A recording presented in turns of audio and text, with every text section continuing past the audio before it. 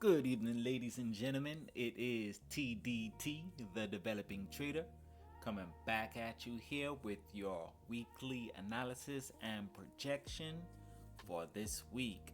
So let's start off here by looking at our news announcements that are happening this week in the US market. You see that we have a bank holiday tomorrow. Going into Tuesday, we have Empire State Manufacturing Index at 8:30 pre-market. Going into Wednesday, you see we have a lot of activity with FOMC in the afternoon. In the morning, we'll be having core durable goods orders and durable goods orders both happening at 8:30.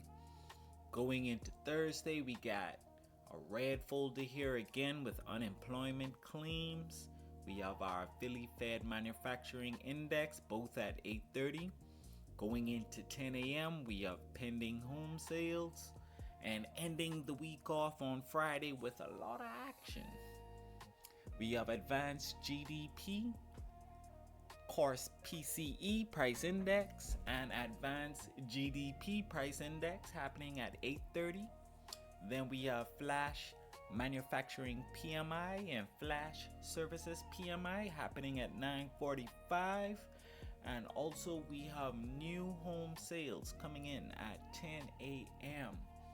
A very active trade week. I expect to see a lot of price action moving back and forth this week. Things did not end well. Let's move into the charts and take a look at what we have today. Or should I say this week? All right, now let's kick it off with our US dollar. We got Dixie up on the plate. I'm looking at a 3-month chart here so we can take a look at some of these markings that I've had on here for a few weeks. Looking at this institutional order flow entry drill that happened here. And I said I think we'll be moving, I do believe, over the next 2 months, which would be February going into March. I believe we'll dive into this liquidity pool right here, diving deep into this inversion gap once again. That's on a 3-month. On the monthly here, we can see that price is now moving towards that liquidity pool here, diving back into that. We can watch these levels here on this wick below and see how price may move back and forth intraday. But let's take a look at this weekly chart here. We were looking at this gap, and I was saying that we will probably not move above this gap if it had no strength to do it in the previous week, which it did not. But there was not much movement this week. Okay, let's take a look at what actually happened. So we had Monday pull back into this gap right here, and now it's consolidating in that gap at this moment. Okay, so what I'm looking at also is the way the bodies right here, you may say it's a small gap, but I do take a look at how price is responding in these areas. Even with such a tiny gap, you see I gotta really stretch that screen out to see it. So I'm looking how price, nobody has gotten below that gap yet. So this week, because it's not gotten below there, I believe that the liquidity above here may possibly be interacted with again. We have another gap right here that price already responded off, but price may want to bump around in here and maybe even take that liquidity before continuing the move down that I showed on the 3-month chart. Okay, I don't foresee it standing on this liquidity, like moving above, giving us a close and then moving like that. I'm thinking more it's going to continue to drive lower here on US dollar. Okay, let's move into ES. Let's take a look here. So on ES, we did have a lot of bearish action in this past week. You see here, prices now move below the gap that we were eyeballing this entire time. I was saying that price was holding above this area, and we wanted to see if it had the strength to continue to do that. It still has not broken structure here on the weekly. it still looks like it's just reaching for liquidity again, the way it's done a few times. But this is the first time we've had one of these weeks close below, indicating some weakness here. So we have this gap here, right in between these two blocks right here. That inversion. Let's see how price interacts with that. If price opens and it gaps down, then we'll see if it has the strength to keep falling. I do believe that this is another lower grab, that where it's reaching below, but it's going to pull back and go up, continue the bullish action. But that remains to be seen. We'll see how price interacts around this gap this week, and if it continues to fall the way it has been falling starting there on, that was Monday right here, I'm sorry, on Thursday was when we had that major bearish move, and then price consolidated here. So now we're in a place where price may want to open, move back into this area, and dive even lower. So we'll see if that happens. At this point, it has not broken the structure as yet on this bearish drive. This one here broke the structure below, and you see it pull back, but we did not create a new high. So right now we're looking at what price does while it's in this range from here to here. If it wants to make another drive up, or are we interacting with this bearish price structure here, where it came all the way back to that rejection block, and then we took that dive lower.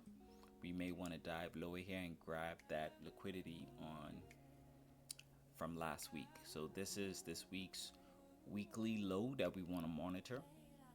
You see we have another gap sitting here, so I would not be surprised if price dives back into this gap during this week and then continues pushing on with the bullish action here on ES.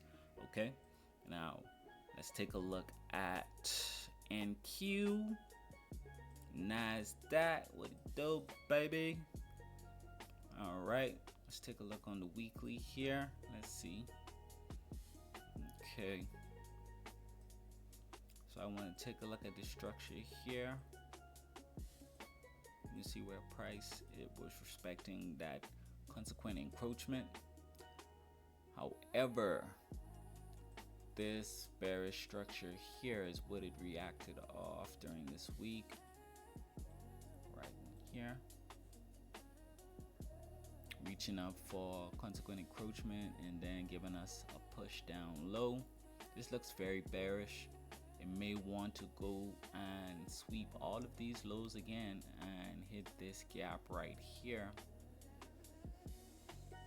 Just a wee bit of price action. I would not be surprised if it does something where it comes and sweeps that, moves into this block of price, and then gives us another leg up for this liquidity.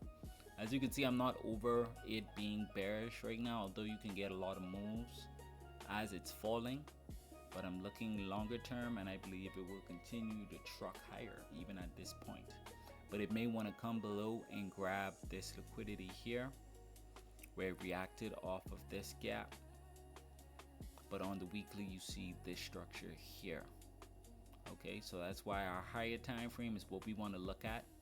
Price is still really muddy, but we did get a nice bearish price action on, that was Friday here on, I'm sorry, I keep saying Friday, but it was on Thursday where we had the drop from this consequent encroachment area. And like I was telling you in the last video, I did not believe we were going to break this structure during that week.